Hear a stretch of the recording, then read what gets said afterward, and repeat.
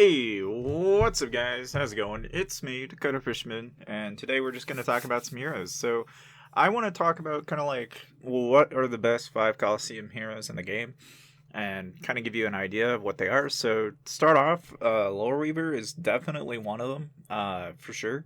Now, I know there are some other heroes, and we'll go over them. Like there's a Cursed Hunter, Songstress of the Sea, but these aren't Coliseum heroes per se. Like Don Guapo, for example, I've come to find that he's actually kind of interesting. And the fact that in Colosseum, he's like a tank, but he gets all of the units up in front. It's kind of nice. Snail Princess I haven't found too useful, but Witch Doll is definitely a hero you gotta have for the Colosseum. It's just great for starter players, but even Petite Devil is a really good pick. So, like, out of the three so far, Lore Weaver, Witch Doll, Petite Devil, they're three of my favorites. Now, I haven't had a chance to check out Chaos Dragon and Watcher and Coliseum. I really haven't gotten to see what they're like, but I imagine they're probably not that important. I mean, obviously there are heroes like Twilight Priestess and stuff like that I don't have access to, but I know Grove Guardian is really good. To give you kind of like a synopsis of like the three or four heroes that I really think are really good in combination with each other, right? Like there's Grove Guardian, Witch Doll, Rose Knight, and then take that in tandem with like Berserker.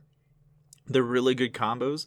But like a lot of these heroes, you see like some of them give all cav damage, all inf damage, all range damage. In the case of Steambot and Grove Guardian, and then of course our friend Twilight Priestess. Those are all pure, and the fact that's what a lot of the time people buy them for is because they're increasing those stats. But when we're talking about Colosseum, right? Coliseum, you can usually pick up on what the good heroes are just by looking who is in the top 10 in your kingdom. Now, conveniently, I happen to have a lot of people that have a pretty good case example of this, where you'll see some people are swapping out Berserker for Don Guapo. Now, I'm not really sure, so we're just going to go ahead and we're just going to have some fun. We're going to try out some of these heroes that I've got here to kind of give you an idea of just kind of like what they're like. And of course, this first one here, I failed, but believe me, time and time again, you'll see a reoccurring theme. And again, when you're doing Colosseum, sometimes people ask me like, "What is the star?" Well, that's the constellation. The constellation in this time was dark based, which every time you want to know a constellation, you can look it up and you can see if it increases HP, attack, and it favors certain play styles. Now, if you want a real quick idea of like which heroes to use and why, like every team has usually got a healer. Then it varies on whether or not they're bursty or not, but a lot of the time they have a tank, like Rose Knight, for example, isn't a tank per se, but it adds a shield that almost every team has because it gives you off a starting bonus on a shield, which, early on is pretty useful for most teams.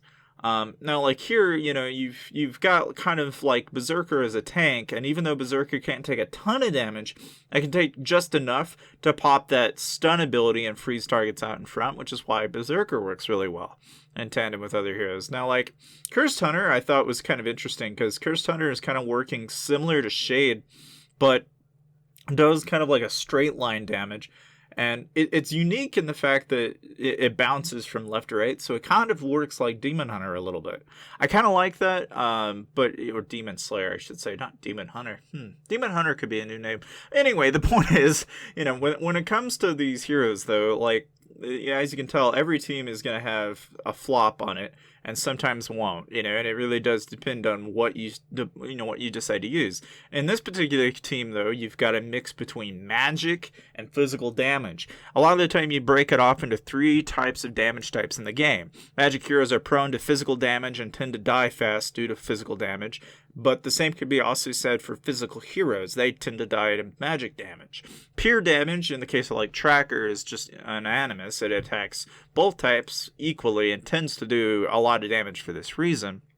But not all heroes necessarily have the same weaknesses. Like, for example, like some heroes have magic defense, some heroes don't. Some heroes have all of these, itty bitty status modifiers that are unique to them and them only. So like in the case of Demon Slayer is really useful because when he procs, he's actually doing a lot of magic damage. Like he does a lot of physical damage, I think, but it's all based in basically going after things that he targets, and in a way, right, this works primarily because we're magic heroes in particular. They stand absolutely no chance because the physical damage and the magic, I think it's either magic drop or it's like a magic defense drop of some kind.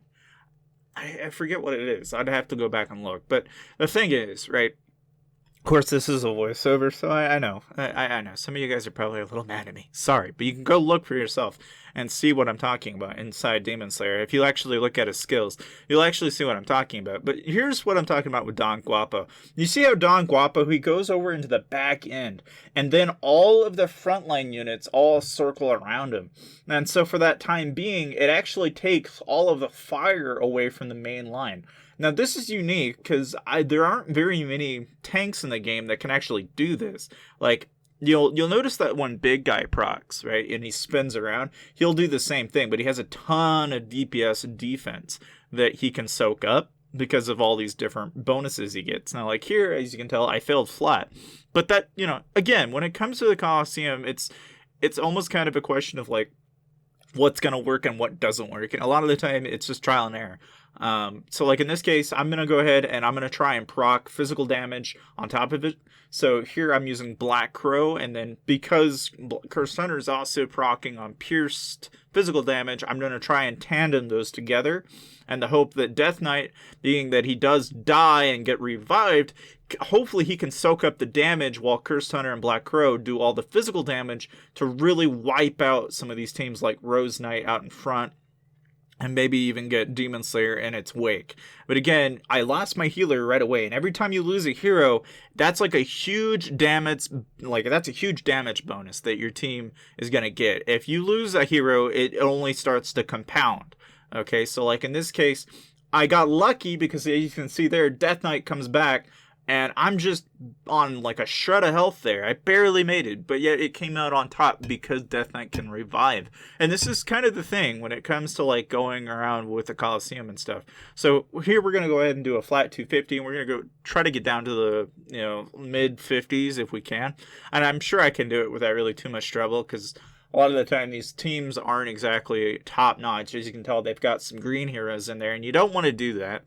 I mean, yeah, you can have like a green tier lore weaver in your setup, and there's nothing wrong with that, but it's not as good as it could be. And so I can take advantage of that. So like big guy in it, for example, here, he can tank a ton of damage. He's got a ton of defense that he can do on physical damage. So to counter him, you have to use physical based teams. Now, I say physical-based teams because magic in the back there is the main concern. So I'm going to get lucky in the fact that I can burst right through him. Okay, now I could do it with magic, and magic would be more effective on big guy. It's just that when you've got a primary magic team there, except for one physical-based hero, it's not a big deal. Like, I'll shrug it, not a big deal, because Rose Knight's also got magic defense, so in a way it would actually not work so well. You really have to weigh your decisions based on how many physical heroes are in that team lineup, and then how many magic heroes are in that team lineup to determine what you should send. Because I usually line it up based on, well, if there are more magic heroes, then send more physical-based damage heroes. If there are more, vice versa, and the opposite, But that, again, it's a clever balance because you do have to kind of play with what kind of type they are. Are they going in the back line and trying to knock your heroes out? Are they tanky? Or are they trying to heal? Yeah, every team's different, and so a lot of the time that's why I'm never 100% perfect with a lot of these team setups. But like this one in particular, I'm going really tanky. And why? Because the thing that's nice about Dark Follower pops some mid heal, kind of like C Squire does.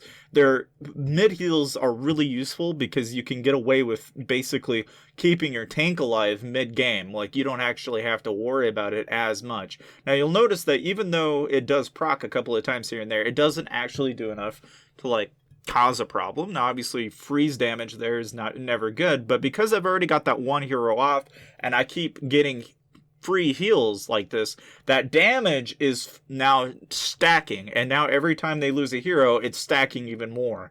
Like that damage modifier is getting higher and higher, and because they keep losing heroes, it becomes a really easily good team. That doesn't mean it's good on damage though, and that's the one thing that this team falls flat on. It depends on the tank and the team staying alive. And so it could easily fall flat just with a few differences in a few different places. Like, it really wouldn't last that long. Now, luckily for me, it wasn't so bad because, again, when you're trying to do these kind of team setups, you really don't know if they're going to work or whether they're not going to work. But this is one of my favorite teams to use because it's just kind of an interesting one. But even still, right, if we're talking about, like, the top 5 Coliseum heroes, I think Lore Weaver for sure is a definite, like, you should probably, across the board, anybody should probably get Lore Weaver. Lore Weaver's great for army attack and army HP and army defense, but it was also a really good healer to have because once the heal pops, I think it gives, like, some magic defense, if I'm not mistaken. So it's a really good hero to have. Now, I wouldn't say, like, Grove Guardian. I think Grove Guardian's a good pick for range mains. Anybody that wants to do, like, a lot of range damage really ought to have Grove Guardian. But, like, in Coliseum, I've noticed that he's really useful in certain teams.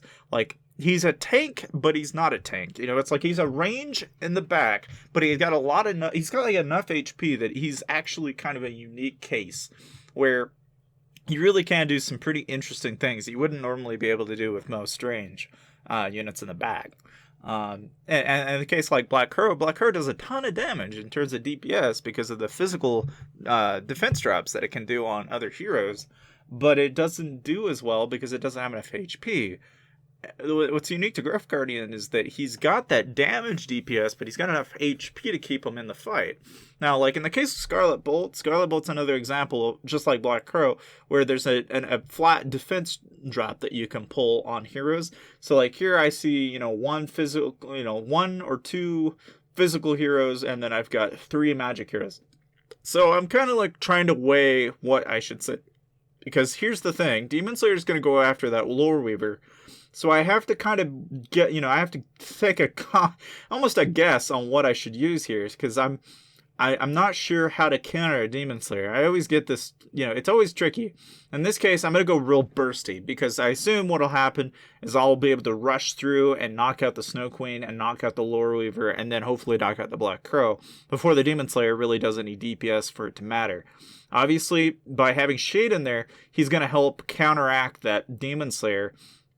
But will it be enough? As you can see there, I lost my Rose Knight, but I was able to keep my healer, which in the end, at least on the longevity of things, that's what matters. I need my healer to really keep my team alive. And by having Petite Devil in the team, I'm able to stun, which just compounds. And as you can tell, once you lose 1 or 2 leaders, it falls flat really fast. But this is why I think, like, between Witch Doll and Petite Devil, I really love using Petite Devil, but he's very niche. And the fact that he gives you some, research speed, and then a little bit of bonuses in a few different places, but he's very niche to Coliseum. And there is that one pack where you can get, like, Witch Doll medals, and you can get Petite Devil medals, and I totally recommend that pack. It's like $5, I think you get, like, Petite Devil medals at first, but the $20 pack gives you Witch Doll and Petite. That's a really good deal, I think, for people that are wanting to try and focus primarily on Coliseum. Now, again, why purchase Coliseum heroes is probably a really wonderful question that I think will come up when you're sitting here watching this. And to answer your question, I think it's like, if you want to be in like the top 50, you can either go into a Dead Kingdom, right? And then hopefully everyone in your Dead Kingdom doesn't have very decent heroes. In this case, I'm pretty lucky. There aren't several people with very decent heroes, so I can get up there pretty high. But, even for like the mild free-to-play, this is like something that you have to look out for if you want to get Coliseum gems on a regular basis. Otherwise, the only alternative is then you start working on your Coliseum heroes, and this is why people spend money on the heroes, because the thing is with heroes is they're permanent. Unlike troops, the only other thing really comparable to it is research, okay? And for the most part, the main thing that I get between, like, what heroes should I get and what heroes should I not get, in my opinion, like, Songstress of the Sea is a really great range army attack based hero, but doesn't do really jack squat in Coliseum.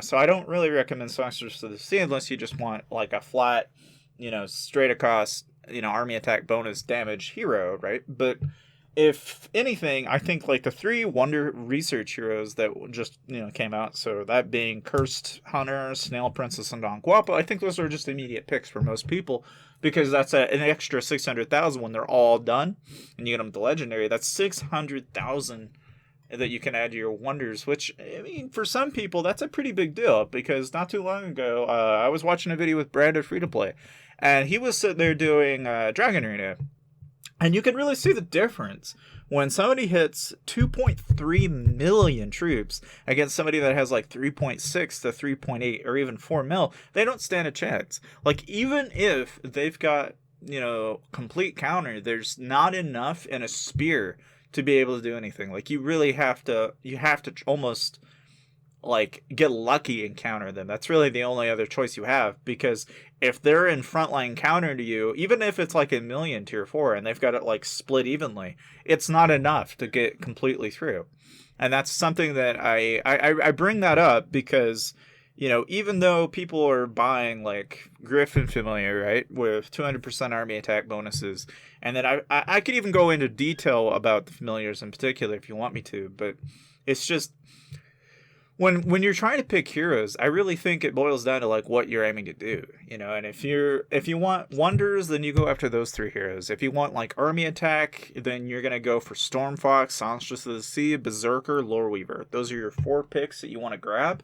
Otherwise, then there are like pure unit type bonuses, which I mentioned them earlier. So there's Steambot, which is cavalry. Then there's after Steambot, there's also Twilight Priestess for infantry, and then there's Grove Guardian for the range. And between those 3, those are all good picks too. Now, obviously, like there are some mediators between there. Like some give army HP and defense, and I don't know which ones are which, but I know Barbarian for one is cavalry. In the case of like some of the other heroes, they're all various different options, but they all bonus like adding 30% onto that particular unit stat. And that's why people pick them, for that extra 10% that you would get as opposed to the other heroes. And obviously, when it comes to like the 11k heroes like Shapeshifter, Lightweaver, and Dark Magister, the only reason why people go after those is it's a flat 60% into 2 unit stats. And again, I talk about this a lot, but I really feel like a lot of people, what they don't realize that a lot of the time what they're doing is they're actually trying to increase 2 unit stats, not all 3 at the same time when they're doing trapping. Because really, if you're getting hit with range, really the only 2 unit stats are going to be effective in that case are infantry and range. All right, because infantry counters range, and range is probably the only other thing that can do any damage, and cavalry won't do jack squit. And I point that out because in a lot of gear setups and a lot of things that most people are trying to do when they're doing traps, they're just trying to do a flat, even across mix because they don't know what they're going to get hit with, so they counter into whatever they've got to do. But in the case of spears, rallies, and solos, what matters is really just 2 unit stats. And for the most part, in most cases, if you're just sending flat 1 type units, then it's only 1 unit stat. And so you're trying to do anywhere between 600 to 800% on the high end.